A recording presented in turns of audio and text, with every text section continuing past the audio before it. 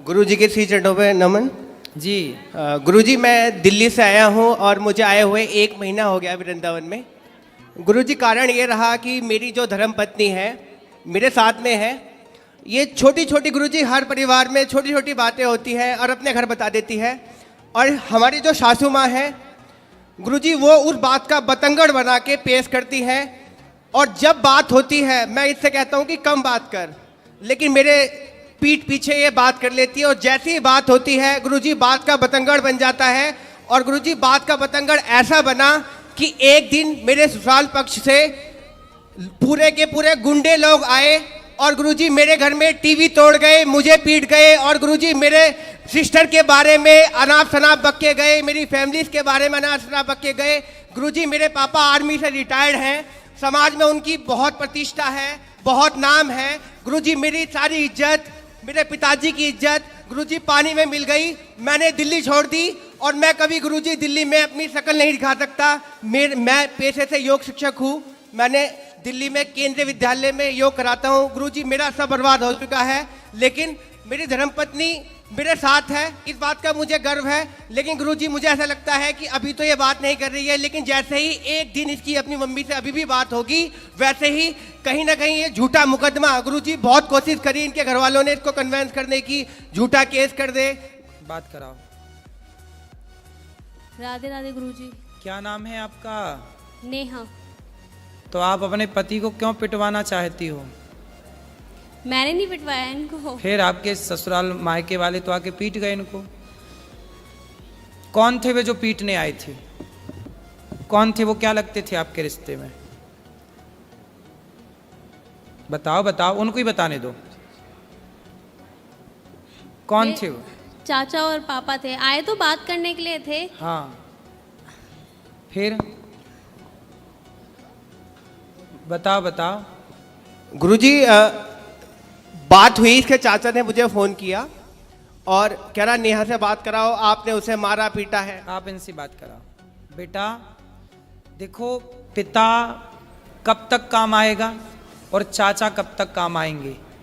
तुम जरा जाके ससुराल अपने मायके में रहने लग जाओगी ना, तो 4 दिन बाद 10 दिन बाद तुम्हारी भौजाई, तुम्हारा भाई ताने मारने लग जाएगा।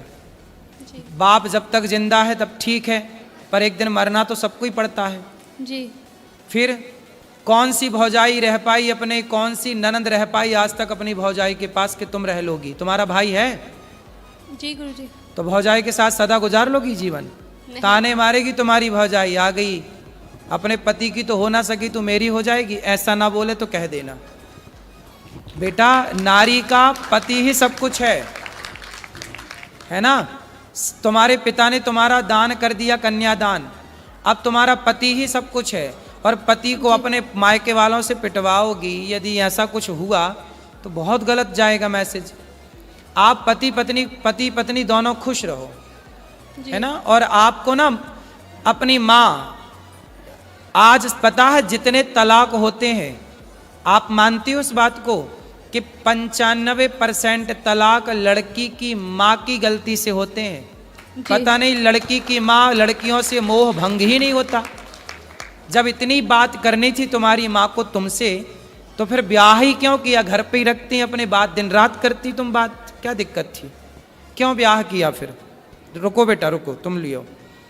इसका मतलब ये हुआ, आप मानती हो उस बात को कि बहुत सारी माताओं की गलती से, माँ की गलती से बेटियों का तलाक हो जाता है? जी। आप मानती हो? हाँ। उसमें से एक आप भी हो।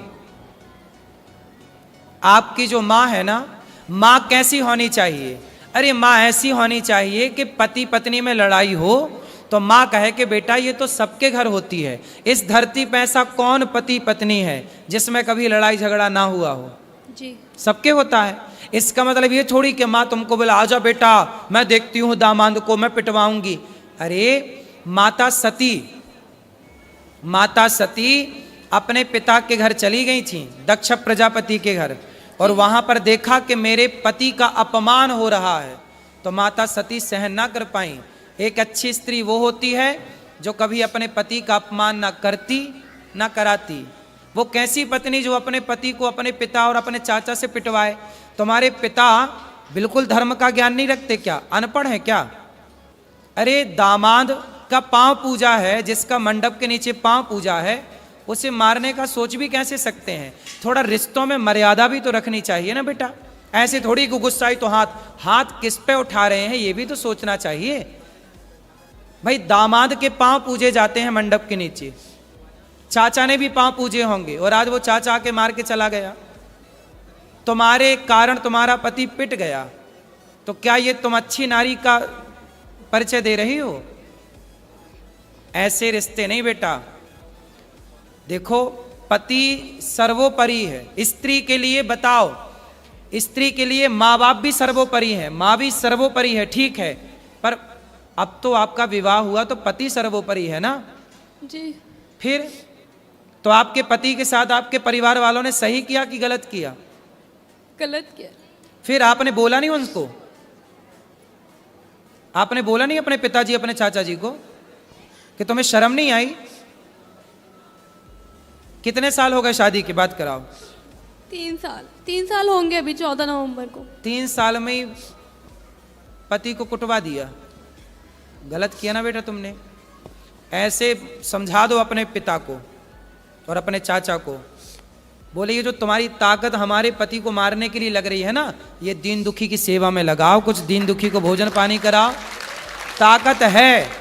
रावण जैसों की लंका जल गई बेटा, ताकत घमंड तो रावण का नहीं चला।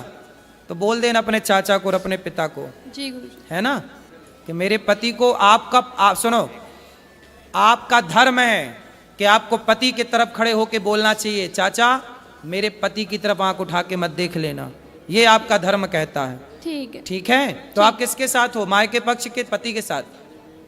इनके साथ। तो पति आपके शराब पीते हैं? नहीं। गलत है? नहीं। आपको प्यार करते हैं? बस एक्सेस बोलते हैं, बहुत ज्यादा एक्सेस बोलते हैं, जरूरत से ज्यादा बोलते हैं। अभी बेटा शादी के 3 साल हुआ है, 3 साल में ना बेटा आम का पौधा लगाओ तो उसको भी 5 साल लगते हैं तब वो फल देता है। क्यों जी, आम का पेड़ कितने साल में फल देता है? 5 साल में। बेटा भी तुम्हारी शादी के 3 साल हुए हैं, शादी को थोड़ा मैच्योर तो होने दो, रिश्ते को पकने तो दो। जब पकेगा, जब एक दूसरे को समझोगे, अब तुमने उसे ऐसा करा दिया तो उसके अंदर तुम्हारे प्रति क्या श्रद्धा रहेगी? अब तुम हमें पिटवाओ और फिर हमसे उम्मीद करो कि हम तुमसे प्यार करें और तुम्हारा सम्मान करें। बेटा सम्मान दोनों तरफ से होता है, जब तुम सम्मान करोगी ना तो हम भी करेंगे, और तुम हमें गाली दोगी तो फिर हमसे सम्मान की कामना मत करना, जी। ठीक है? गुरुजी एक बात और कहनी थी। और सुनो, तुम भी कितना बोलते हो, पत्नी को क्यों इतना उल्टा सीधा बोलते हो? गुरुजी मैं ऐसा कुछ नहीं बोलता, मैं बस ये बोलता हूँ कि बस अपनी मम्मी से उतना ही बात कर गुरुजी, मैं कभी जानने को मना नहीं माँ करता। से बात करती है बेटी, इसमें बुराई क्या है? माँ से तो हर बेटी बात करती है। और गुरुजी अभी मैं- शादी के 3 साल हुए हैं, थोड़ा अभी तो उस घर से निकल कर इस घर में आई है, उसको भी तो थोड़ा मौका दो। गुरुजी कॉलोनी में ये बोलती है कि मैं हिजड़ा हूँ, कौन बोलता है? इसकी मम्मी, और हमारी बच्ची हो गई, पूरी कॉलोनी में ये बोलती है ये दवाई खा खा के। गुरुजी पता नहीं क्या क्या बोलती है। गुरुजी मेरे को इतनी शर्म आती है कि मैं गुरुजी बता नहीं सकता, आप पूछो गुरुजी। क्यों बात कराओ?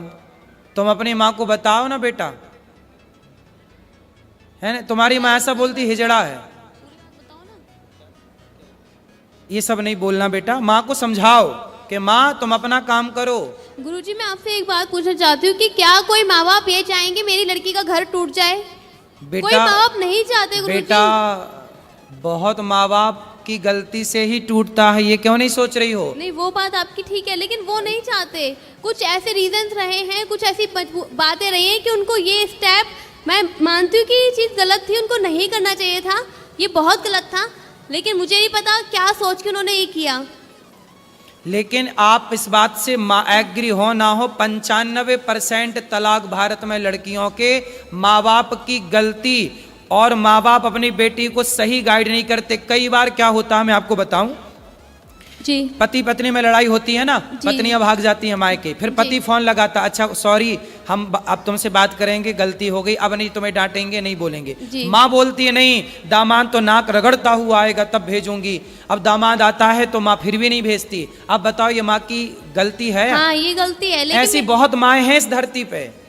हैं गुरुजी, लेकिन कुछ गलतियां इनकी भी हैं। बिल्कुल ये भी गाली होंगी, देती है, इनकी भी गलतियां ये होंगी। भी गाली देते हैं माँ बाप को। भाई माँ बाप तो माँ बाप है ना गुरुजी, चाहे कैसे भी है लड़की के ही, लेकिन है तो माँ बाप ही। इनको गाली देने का क्या राइट बनता है? बिल्कुल। क्यों तुम गाली देते हो इनके माँ बाप को? गुरुजी वो दारू पीते हैं। कौन? और इसके जो पिताजी अरे हैं तो वो अपने पैसे से पीते हैं गुरुजी, तुम्हारे। दारू पी के वो गाली गलौज करते हैं अरे गुरुजी। तो करने तो कुत्ता भौंके, तुम मुंह में टेप लगाने जाओगे क्या? गुरुजी मैं पढ़ा लिखा शिक्षित और मैं योगा टीचर, मैं तो गुरुजी लोगों को ज्ञान और देता हूँ योग का, मैं अरे गाली भाई नहीं देता। तो सारा संसार दारू पी के गाली दे रहा, तुम सबका ठेका लेके बैठोगे? गुरुजी मैं ब्लॉक कर देता हूँ उनको कि कॉल मेरे से बात ना हो, तो फिर वो ये बोलते हैं कि नंबर यहाँ ब्लॉक पे कर आप देता भी है। गलत हैं।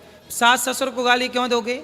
मैं- भाई सास ससुर पत्नी के माता पिता आपके भी माँ बाप हैं। जितने आपके लिए आपके माँ बाप प्रिय हैं, ऐसे उतने ही उस लड़की के लिए उसके माँ बाप प्रिय हैं। इसलिए हर लड़की को अपने माँ बाप से प्यार है, हर लड़के को अपने माँ बाप से प्यार है। इसमें बुराई क्या है? और आप कौन होते हैं उनके माँ बाप को गाली देने वाले? नहीं गुरुजी मैंने कभी स्टार्टिंग में कभी कुछ नहीं बोला। वो फोन करते हैं, बेटी से बात करा, मैं कराता हूँ, फिर दामाद से बात करा, और एकदम से अब शब्दों का यूज करने लगते हैं गुरुजी।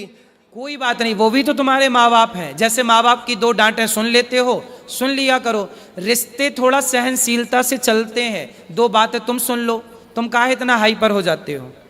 2 बात तुम्हारी सुनने की क्षमता नहीं है? अरे पत्थर को छैनी और हथौड़ों की चोट पड़ती है, तभी वो गुरुजी, पत्थर मैं भगवान बन के पूजता है। गुरुजी 2 मैं बात। होली पे गया, होली पे उन्होंने फोन करके बुलाया, मैं अपने दोस्त को लेके गया ससुराल के अंदर, और गुरुजी मेरे दोस्त के आगे उन्होंने गालियां देना चालू किया। सब छोड़ो, अब प्रेम से रहो तुम दोनों, है ना? और आपस में बिल्कुल ना लड़ना।